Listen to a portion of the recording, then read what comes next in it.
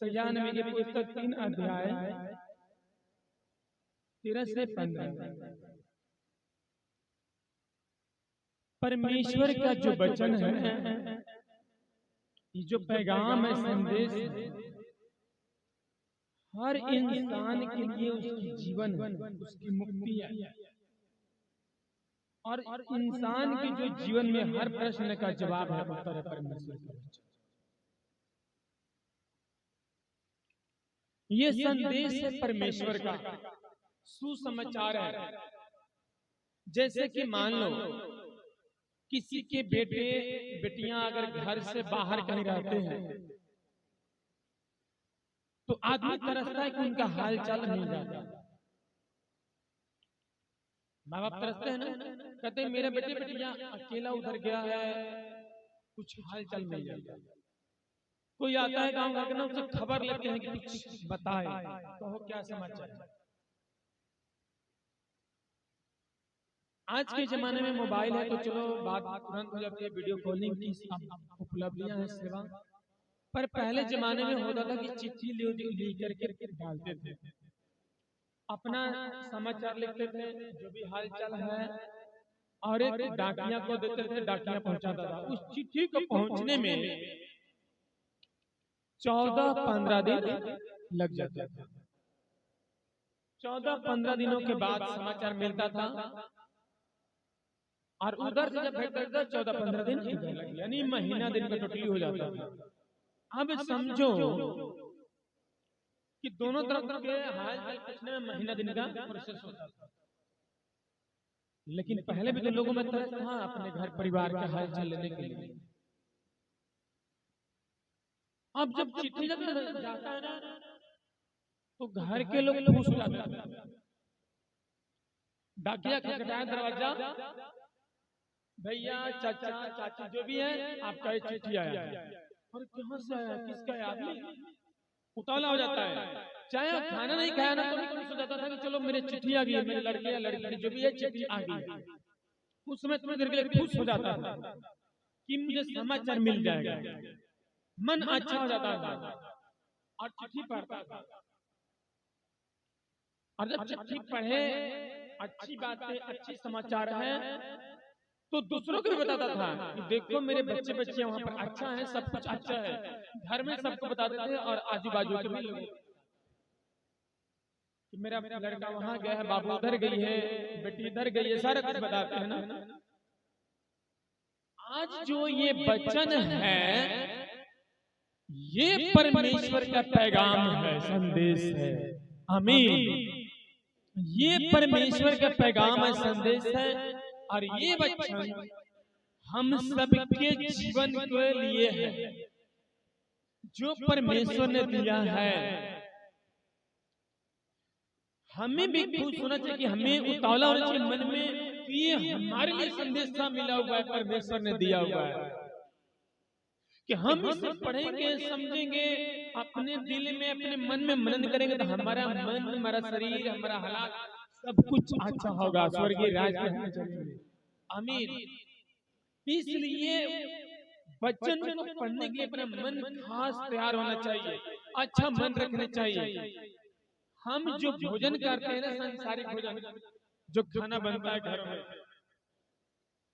ये जब भोजन करते हैं ना, जितनी मर्जी खाओ, दिन में नॉर्मली 3 टाइम आदमी खाना खाता है, भूख लग जाती है, उससे जीवन पार नहीं होता।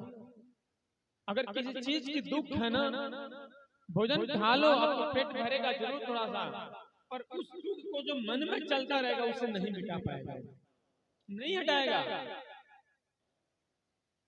अब उस चीज को हटाने के लिए परमेश्वर के वचन है, परमेश्वर का वचन कहता है कि जो मैं वचन देता हूं तुम इससे खाओ, इससे बचाओ और इससे मनन करो, तुम्हारे हर सवाल के जवाब मिलेंगे। आमीन।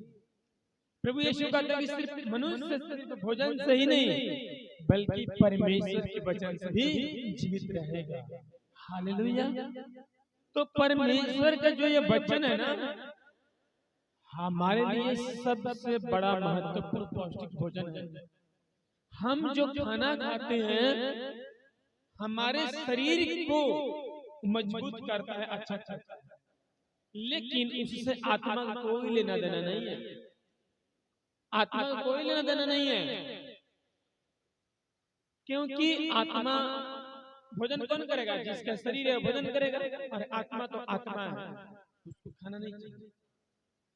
और जब तक शरीर में आत्मा है तब तक शरीर है। अगर शरीर में आत्मा नहीं तो शरीर कोई काम नहीं, कोई पूछने वाला नहीं होगा, उसमें तो जल्दी है। तो ये समझो कि जो भोजन है वो शरीर के लिए है, और जो परमेश्वर का ये भोजन है ये आत्मा के लिए है। ये आत्मा का आहार है, पौष्टिक भोजन है। तो ये सबसे जरूरी ना कि आत्मा अगर अंदर रखनी है तो आत्मा को भी खुराक चाहिए। अगर आत्मा का खुराक नहीं मिलेगा तो अगर आत्मा इसमें से चला जाएगा तो क्या होगा? कौन पूछेगा इसको? तो इसलिए ध्यान देना इन बातों पर कि हम जो शरीर के भोजन करते हैं उसके अलावा दूसरे भी भोजन की जरूरत है, आत्मिक भोजन की जरूरत है, परमेश्वर की वचन की हमें जरूरत है। जब हम परमेश्वर की भोजन करते हैं वचन को तो हमारा आत्मिकता मन होता है, हम आत्मिक में चलते हैं और पाप से दूर होते हैं, फिर हमारा जीवन सब कुछ अच्छा होने लगता है। इसलिए जरूरी है कि हम परमेश्वर के वचन को ध्यान से सुने, ध्यान से इस भोजन को खाएं, इससे मनन करें ताकि हमारा जीवन अच्छा बना रहे। दाऊद, परमेश्वर का एक भक्त दाऊद नबी था जो कहता था कि परमेश्वर का वचन मेरे लिए हीरे मोतियों से भी बड़ा मूल्यवान है, कीमती है। आमीन। सोचो कि हीरे मोतियों से भी। आज दुनिया थोड़ी सी दुकानदारी, बिजनेस, नौकरी में बिजी हो जाती है, कहते थे कि मेरे पास समय नहीं है। लेकिन समझो, मान लेते हैं कि उसके पास समय नहीं, लेकिन वो कमा के करेगा क्या? खरीदेगा? सोना, चांदी, हीरे मोती, घर बंगला, क्या चीज? परमेश्वर कहता है कि सब कुछ तो मैंने बनाया, सब कुछ मेरा है। आज जो कोई सोने के गहना के लिए आदमी लेता है, झगड़े होते हैं, जो भी है गांव घरों में, उसको भी बनाने वाला परमेश्वर है। हीरा मोतियों को बनाने वाला परमेश्वर है। लोहे को भी बनाने वाला, धरती से जो निकलती है, परमेश्वर है। और आज लोग परमेश्वर को छोड़ रहे हैं। जो बनाने वाला है उसके साथ संगति नहीं है। देखो दुनिया में कलेश हो रहा है, इस बात को समझना है। जो बनाने वाला है उसी के साथ संगति नहीं है तो जिंदगी में कलेश नहीं रहेगा तो क्या रहेगा? शांति कहां से आएगी? जो बनाने वाला परमेश्वर का है, तुम मेरे साथ संगति कर तो सब कुछ तुझे मिल जाएगा। मैं आमीन। परमेश्वर का राजाओं का राजा है, प्रभुओं का प्रभु है। जिसका बाप राजाओं का राजा है तो क्या उसका बेटा कंगाल होगा? क्या उसके बेटे को नहीं मिलेगा? अरे हमारा परमेश्वर राजाओं का राजा है, प्रभुओं का प्रभु है। जिसने धरती बनाई, आसमान बनाया, जिसने हीरे मोतियों को बनाया, सोने चांदी को बनाया, उस परमेश्वर से संगति करो। वो सब कुछ दे सकता है, सब कुछ दे सकता है, सब कुछ उसके पास अवेलेबल है, ऑलरेडी है। मांगने वाला चाहिए व्यक्ति परमेश्वर से। पानी जरूरत है, पानी मिलता है। हवा जरूरत है, हवा है। दिन चाहिए, दिन के लिए सूरज है, रोशनी देता है। रात में रात मिलती है। जहां यहाँ से वहां जाओ, धरती जमीन सब जगह हवा पानी है। क्या चीजें नहीं है? सब कुछ है, परमेश्वर ने दिया है। और जो भी आपको लगता है कि मुझे इस चीज के सांसारिक वस्तुओं की जरूरत है, वो भी सही तरीके से मांगो, वो भी दे देगा परमेश्वर। वो भी दे देगा, मुहैया करा देगा वो परमेश्वर। उसके लिए कुछ भी बड़ी बात नहीं है। बड़ी बात है अपने आप को सोचना। आपके मन में कभी ख्याल आता है कि जिसने मुझे बनाया वो सारी दुनिया का मालिक है, और वो लवारिस नहीं चुना भेज करके, वो हर समय नजरे रखता है। जब बिन मांगे आपको संभालता रहा, नवजात जब शिशु थे, माँ के गर्भ में से पालन पोषण करके बाहर लाया और संभाल के बड़ा किया। अब जो मांगोगे तो नहीं सुनेगा। जब आपको कुछ पता नहीं था तब वो सुनता था, संभालता था। अब जब वो आपको मालूम हो गए, मानोगे तो मांगोगे तो नहीं देगा, सब देगा। लेकिन जैसे जैसे इंसान बड़ा होने लगा, वो परमेश्वर से दूर होने लगा। वो सोचने लगा कि मैं ही सब कुछ हूँ। परमेश्वर को उधर साइड में कर दिया, चल इधर साइड हो, अब मुझे चलने दे। और इंसान उसी में जाके उलझ गया, घुम घुमैया में जाके फंस गया, भूल भुलैया में फंस गया इंसान, परमेश्वर को साइड में कर दिया। कौन कहता है दावे से, खुश मन से कि आज मेरे पास परमेश्वर के लिए समय है, मैं उससे बात करूंगा, मैं उससे प्रार्थना करूंगा। बातें किसकी जुबान से निकलती है? जब परेशानियां आती है परमेश्वर को ढूंढते हैं। उसके पहले क्यों नहीं ढूंढते? कब मना किया है? पहले भी ढूंढ सकते थे ना, तो पहले तो सब कुछ अच्छा है तो उनको क्या जरूरत है? तो ये कहाँ बुद्धि, कहाँ ज्ञान है? जिन्होंने बनाया, जिन्होंने भेजा, उसी को हम खोजते नहीं है, तो जिंदगी में परेशानियां नहीं रहती जा रही है। परमेश्वर कहता है कि सब कुछ मैंने बनाया, सब कुछ मेरा है, तू मुझे ढूंढ, मुझसे बातें कर, मेरी राहों पर चल, मेरी आज्ञाओं को मान, तो तुझे सब कुछ मिल जाएगा जो चाहिए। आमीन। इसलिए इस बात को गौर से समझना है कि परमेश्वर का जो वचन है हमारे लिए जीवन है। अगर हम सही रास्ते पर चलेंगे तो हमारा परिवार भी सही रास्ते पर चलेगा, आने वाला पीढ़ी भी सही रास्ते पर चलेगा। अगर जिस घर में सही चलने वाले लोग नहीं होंगे, अपने परिवार उनका क्या सही चलेगा? तो इसलिए हमें सही दिशा में चलना जरूरी है, बच्चों में भी शिक्षा देना जरूरी है, और सबको ये शिक्षा देना जरूरी है ताकि हम सही रास्ते पर चल सकें। तो मेन बात है कि जो परमेश्वर का वचन है हम सारे मनुष्यों के लिए जीवन का मुकुट है, सुखदायक जीवन का ये मुकुट है। आमीन। कोई कितना हो महंगा से महंगा, सुंदर से सुंदर, नया से नया कपड़ा पहना, महंगा से महंगा, दिन में रात में भी सितारों जैसा चमकता हो, चमचमाता हो, 5 किलोमीटर दूर से ही मालूम चल जाएगी कि हाँ अच्छा कपड़ा है, चमचमाता होगा। पर अगर उसके जीवन जो पाप से भरा होगा, मैल बंद होगा, तो क्या चमचमाती कपड़ा दूर करेगा? तो इसलिए जरूरी है परमेश्वर के वचन को पकड़ना, उससे मनन करना कि ये मन के मैल को धो देता है। कपड़े गंदे हो, कपड़े फाटे हो, तो भी परमेश्वर उसकी इज्जत सम्मान कराएगा, क्योंकि उसमें निर्दोष साबित करेगा, उसको सम्मान करेगा परमेश्वर, उसके सही जगह पे लेके जाएगा। लेकिन जिसके कपड़े अच्छे हो, मन साफ ना हो, तो लोग कहा तो देंगे बड़ा अच्छा पहनना, लेकिन कहते हैं ना कि दिल का काला है, बोलते नहीं बोलते हैं, बस ऊपर का कपड़ा ही साफ सुथरा है, या रंग ऊपर के साफ सुथरा है पर दिल का काला है, बोलते हैं ना लोग।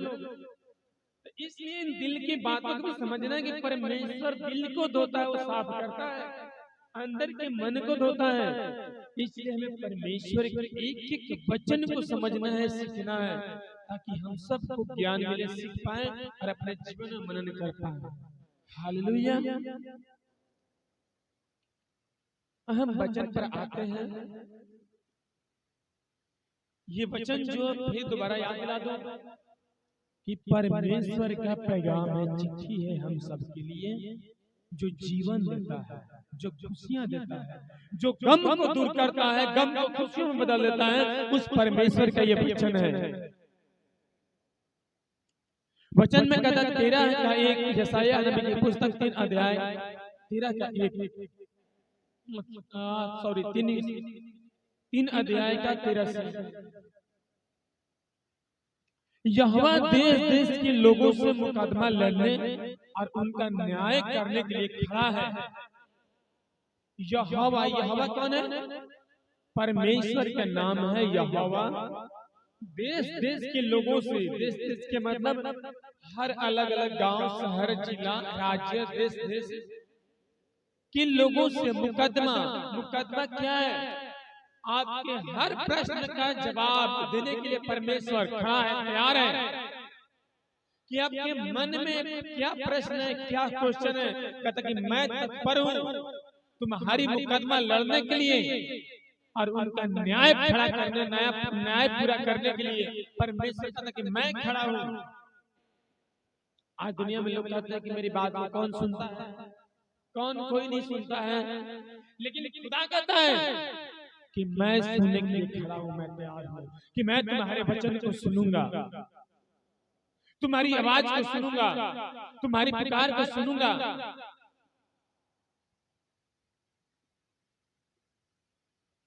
क्यों कहता है खुदा, क्यों परमेश्वर कहता है? क्योंकि परमेश्वर इसलिए कहता है कि वो इंसानों से प्रेम करता है, इंसानों का फिक्र करता है, इसलिए वो कहता है। आज सोचो कि जो कुछ भी परमेश्वर ने दिया है आपको, आज से संभालते आया है, आपने अपने मन में सोचो कि आपने क्या उसके लिए किया है, क्या किया है आज से, और आगे क्या सोचा कि क्या मैं करूंगा। बस किसी ने सोचा तो अपने परिवार के बारे में, परमेश्वर के बारे में किसी ने सोचा? क्या ये परमेश्वर के बारे में सोचना उसका अधिकार नहीं है? अधिकार है, पर कभी फुर्सत ही नहीं मिला, कभी परमेश्वर के बारे में सोचने के लिए फुर्सत ही नहीं मिला। जीवन गुजर गया, समय गुजर गया, पर परमेश्वर के बारे में समझने के लिए, सीखने के लिए, उसे कुछ करने के लिए कभी समय मिला ही नहीं, निकला ही नहीं। जहां भी बैठे, जहां भी रहे, अपने ही बारे में सोचते रहे। खुदा के बारे में किसने सोचा, किसने कहा? किसने कहा कि हाँ परमेश्वर आज आपके लिए 1 घंटा समय देता हूँ, 2 घंटा समय देता हूँ, आपके लिए बात करूंगा, बस मुझे दूसरा कुछ बात नहीं करना, सिर्फ आप ही से बात करूंगा। बस लोग बोलते हैं ना, अपनी बस प्रोग्राम बना करके मुझे ये मांगना है, ये मुझे ये कहना है। ठीक है, मांगो, देगा, सब कुछ देगा, वो पिता है। पर अपने आप से सोचो कि आपने उसके लिए क्या किया। आपने ये भी नहीं कभी कहा कि परमेश्वर मुझे माफ कर देना, मेरे से गलतियां हुई है, ऐसी मन बुद्धि विवेक दो कि कभी गलती ना कर पाऊं। ये भी सही तरीके से नहीं निकलता है मुख से लोगों से, यही सभी सच्चाई तरीके से नहीं निकलता है, इतना भी बात नहीं निकलता है, वो भी गोल गोल से बातें निकलती है। अभी नहीं करता है सही बन के रहूंगा, निर्दोष रहूंगा, वो भी डायरेक्ट आदमी नहीं कह पाता है। अपने आप में सोच के देखना चाहिए, वो भी क्लियर नहीं आदमी कहता है। कोई भी धर्मी नहीं, इसलिए परमेश्वर का वचन कहता है कि मैं तुम्हारी मन की मुकदमा लड़ने के लिए, लड़ाई लड़ने के लिए मैं खड़ा हूं, मैं तुम्हारे पक्ष में हूं, तुम मुझसे कहो, मैं तुम्हारी बात को सुनूंगा। यहोवा अपनी प्रजा के विरोध और हाकिमों के साथ यह विवाद करता है, तुम्ही ने बारी की दाग खा डाली है और 3 लोगों का धन लूटकर तुमने अपने घरों में रखा है। अगले वचन में परमेश्वर कहता है कि यहोवा अपनी प्रजा के विरोध हाकिमों के साथ वह विवाद करता है। यहोवा माने परमेश्वर अपनी प्रजा, प्रजा कौन है? जो परमेश्वर के लोग मानते हैं, उसकी महिमा करते हैं, वो परमेश्वर की प्रजा है। कहता है कि वो मेरी प्रजा है। उन प्रजा के लिए उस विरोधी से, दुष्ट से, नेगेटिव बातों से, निराशा वाली बातों से, क्रोध से, कहता है कि मैं वाद विवाद करते रहता हूं। इंसान की गलतियां नहीं है, इंसान क्यों बहलाने वाला एक होता है नेगेटिव एनर्जी, वो गड़बड़ करता है सब। किसी इंसान की गलती नहीं है। इंसान के अंदर एक मन होता है, मन को भ्रमित करने वाला एक नेगेटिव एनर्जी होती है। वो नेगेटिव एनर्जी भ्रमित कर देता है, और जब भी भ्रमित करेगा, जब भी वो कहेगा, इंसान को हमेशा ठेस पहुंचाने के लिए कहेगा, हमेशा उसको दुख देने के लिए कहेगा। कई बार नेगेटिव एनर्जी ऐसा लगता है कि सही कहता है, देखने में ऐसा लगता है, पर बाद में बड़ा ही दर्द भरी वो आंसू लाता है। इसलिए इंसान की गलती नहीं, पवित्र शास्त्र कहता है कि इंसान के मन को भ्रमित करने वाला जो नेगेटिव एनर्जी है वो गड़बड़ करता है। उस नेगेटिव एनर्जी को दुष्ट को परमेश्वर कहता है कि मैं उससे बात करता हूँ जो संसार का हाकिम है, कि तुमने मेरी दाग की बारी में तू ही ने बारी की दाग खा डाली है। दाग की बारी क्या है? ये इजराइल से लिया गया है। इजराइल की बातें हैं कि वहां पर लोग खेती किया करते थे और वो खेती से दाग की बारी में कहा था कि तूने फसल चुरा लिया है। आज अपने मन से फसल किसने चुराया है?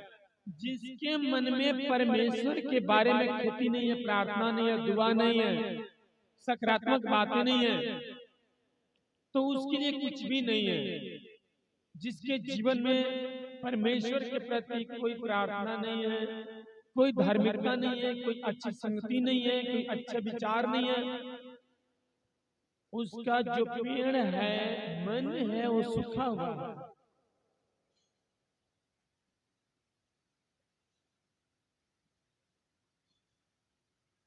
मान लो एक मालिक और अपने बगीचे लगाया है। किस लिए बगीचे लगाएगा? ताकि उसमें फल लगे, जो पौधे लगे हैं उसमें फल लगे और वो फल को खाए और खुश हो जाए कि मेरा फल जो पौधा लगा है अच्छा है। जब मालिक ने पालन पोषण करके पौधा को बड़ा किया, संभाल के बड़ा किया, हर तरह के जानवरों से बचा करके समय समय पर सिंचाई देगी, और जब उसमें जाए खाने के लिए फल, तो पता चले कि उसमें फल लगा ही नहीं है। मालिक क्या कहेगा? खुश होगा या नाराज होगा? होगा ना नाराज। मान लो किसान है, अपनी पूरी मेहनत से कमाई करके फसल उपजाया, और जब समय आया फसल काटने में तो पता चला कि उसमें फसल तो है नहीं, तो हाय हाय करते आएगा ना कि मैंने इतना मेहनत किया, कुछ बना ही नहीं, कुछ हुआ ही नहीं।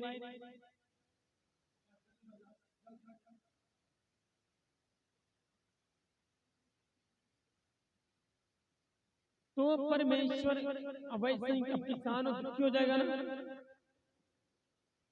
उस बीच में क्यों किसान क्यों नाराज होगा? क्योंकि उसने मेहनत किया, मेहनत करके अपनी खेती किया था, और उस खेती से उसको भरोसा था कि मेरा अच्छा फसल होगा। लेकिन जब समय पर गया तो फसल में कुछ था ही नहीं, फसल तो ऐसे ही लगा हुआ। अब हाय हाय करेगा, गुस्सा होगा, क्रोधित होगा। अब मन ज्यादा गुस्सा का क्रोध होगा तो क्या करेगा? उस फसल को काट पीट के नष्ट कर जला देगा, करेगा ना जब गुस्सा होगा तो। ये हमारा शरीर है, तो इसको फ्री में बनाया गया है। हमारा जो शरीर है इसको फ्री में बनाया गया। इसका भी एक किसान है ऊपर बैठा हुआ है, वो बहुत मेहनत करके बनाया है, उसने बहुत मेहनत किया है और बनाया है। क्यों बनाया? उसका भी कोई उम्मीद होगा, कुछ विश्वास होगा कि मैंने इतनी मेहनत करके इंसान को बनाया,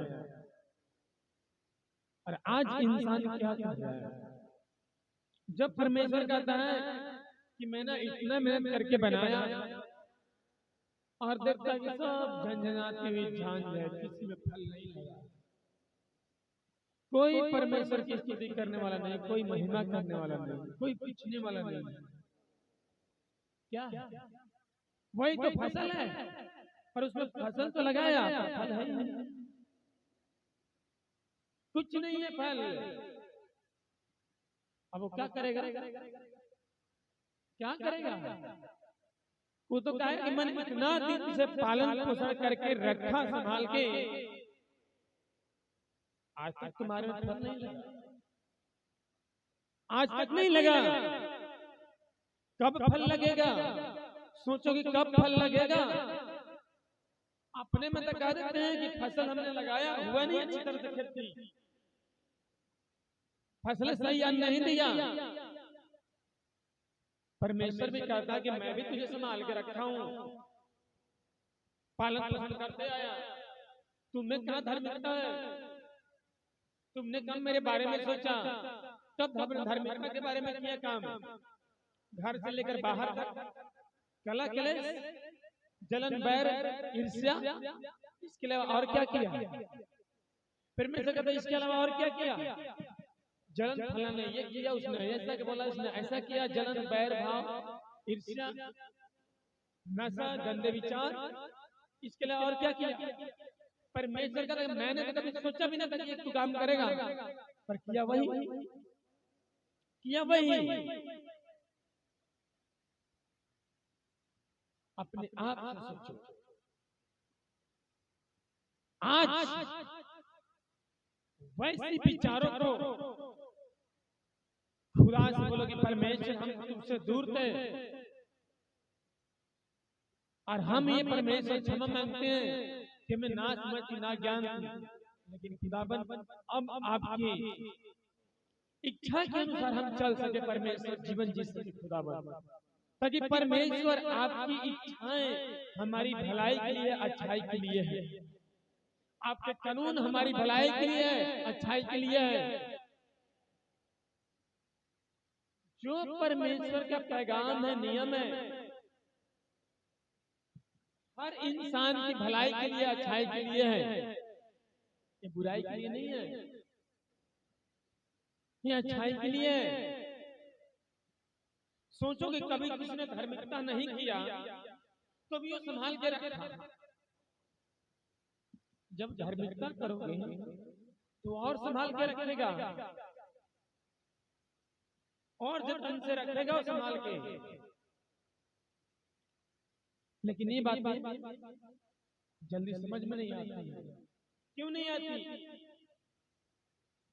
इंसान की संगति वैसे ही हो जाती है लोगों से, और उसी में दुनिया लोग हो जाती है, और कोई परमेश्वर से पूछता नहीं, कोई नहीं पूछता है। समय सबके पास, सारी दुनिया जहान के पास, समय को बनाने वाला कौन है? देने वाला परमेश्वर ही है।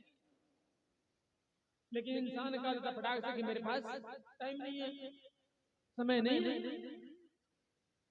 इतना चतुर चालाक इंसान हो गया कि परमेश्वर को माना करने में एक सेकंड का भी देर नहीं लगा। कहता कि टाइम नहीं है, हमारे पास समय नहीं है। देखने में मैं बोलता हूँ कि लाइफ गुजर जाती है देखने में, समय क्या देखोगे? समय आएगा जाएगा, आएगा जाएगा, रुकने वाला में से नहीं है। जिंदगी गुजर जाती है, पर इंसान कब सीखेगा, कब सीखेगा? परमेश्वर रोता है इन चीजों को देख करके कि मैंने तो बच्चों को भेजा था अच्छे से रहने के लिए, अच्छा चाल चलन करने के लिए, लेकिन सब ने गड़बड़ कर दिया। किसी के पास वक्त नहीं रहा, किसी के पास दुआ करने का समय नहीं रहा, किसी के मुंह से दुआ नहीं हुई, और वही संसारिक प्रवचन कर दो, समय उनके लिए कम पड़ेगा वहां पर गपशप करने के लिए, घंटों घंटों गुजर जाएंगे, वो खत्म नहीं होगा, बात खत्म नहीं होगी, खत्म नहीं होगा बात। इसका उसका उसका सीन चलता रहेगा, रील चलता रहेगा। उससे बेहतर है तुम सबको क्या करके परमेश्वर की अपनाओ, सब कुछ पूरा करेगा परमेश्वर। आमीन। और ये कोई कहानी नहीं है, प्रैक्टिकल करके देखो, प्रैक्टिकल करके देखो, कोई कहानी नहीं है। मन से त्याग दो बुराइयां, ईर्ष्या, जलन, डाह, खुदा से प्रार्थना करो, वो सब कुछ सही कर देगा, सब कुछ सही कर देगा परमेश्वर। अपना मन में फसल लगा, जो लगा हुआ है शरीर में, इसमें फल लाओ, फल। ये फल लाना जरूरी है। पौधा वही अच्छा होगा जिसमें फल लगा रहेगा, जिसमें फल नहीं है पौधा कोई काम का नहीं। इसलिए फल लाना जरूरी है। परमेश्वर कहता है कि मैं तेरी लड़ाई लड़ूंगा। अपने मन के विचार को रखो, अपने अंदर बुराइयां भी दूर करो। सिर्फ मांगने नहीं है, मांगने के साथ अपनी गलतियां भी छोड़नी है, गलत विचार भी छोड़ने हैं, नाता भी छोड़ना है, क्योंकि परमेश्वर पवित्र है। कहता जैसा मैं पवित्र हूं वैसा तू भी पवित्र बन। आमीन। जैसा बाप वैसा बेटा, कहते हैं ना, जब परमेश्वर ही पवित्र है तो उससे अगर बेटे बेटियां तो हमें पवित्र होना है।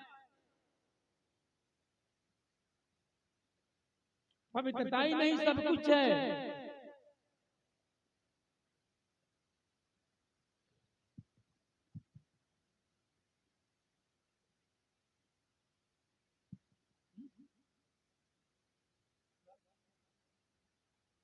इसी वचन में लिखा है 5 अध्याय यशायाह नबी की पुस्तक 5 का 1 से ही पढ़ते हैं। अब मैं अपने प्रिय के लिए और उसकी दाह की बारी के विषय में गीत गाऊंगा। एक अति उपजाऊ टीले पर मेरे प्रिय की एक दाह की बारी थी। उसने उसकी मिट्टी खोदी और उसके पत्थर भरकर उसमें उत्तम जाति की एक दखलता लगाई। उसके बीच में उसने एक गुम्मट बनाया और दाखरस के लिए एक कुंड बना भी खोदा। तब उसने दाख की आशा के परंतु उसमें निकम्मी दाखें ही निकली, निकम्मी दाखें ही निकली।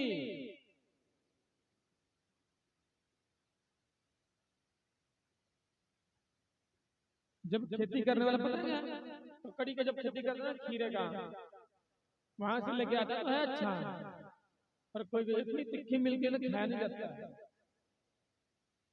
तो उसको ढूंढता है आदमी कहाँ कौन सा इसका है, उसको उखाड़ के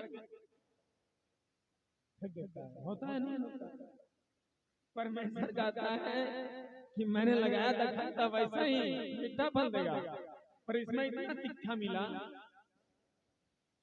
पर खुदा बाप माफ करने वाला परमेश्वर है।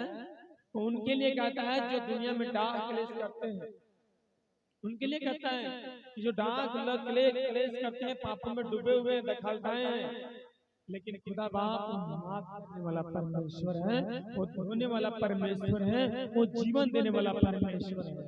आमीन। जो कोई मन फिराता है उसे परमेश्वर नया मन देता है, अच्छा मन देता है।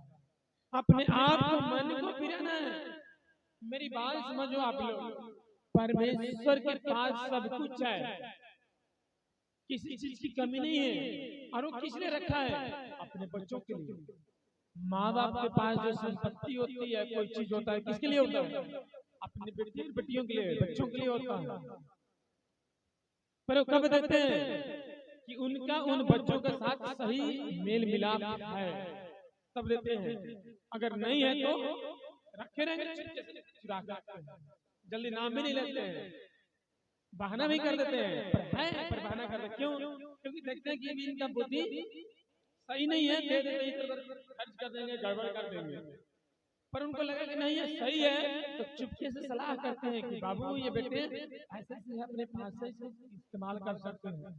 तो वो बताते हैं, अगर सही देखते कि सही दिशा में चल रहा है तो बताएंगे, अगर देखें गड़बड़ चल रहा है तो भी चलेंगे ना। वैसे ही परमेश्वर कहता है कि मेरे पास सब कुछ है, लेकिन मैं तभी दूंगा जब तुम्हारा मेल मिलाप मेरे साथ सही तरीके से होगा। आमीन। जब मेरे साथ सही तरीके से मेल मिलाप करोगे, चलोगे, तो जो तुम मांगोगे उससे बढ़कर भी दे दूंगा। आमीन। तो मेल मिलाप परमेश्वर से सही करना पड़ेगा, तभी वो देगा। मान लो किसी का बच्चा अगर नशेड़ी हो, जुआरी हो, और ये बात बाप को मालूम हो, क्या करेगा? अपनी पैसा चुपके से अलग रखेगा, नाम ही नहीं लेगा। क्यों नहीं नाम लेगा? क्योंकि उसको मालूम चलेगा, लेगा तो जुआ खत्म कर देगा, नशा करेगा खत्म कर देगा, कभी नाम ही नहीं लेगा। पर रखा किस लिए है? बच्चों के लिए।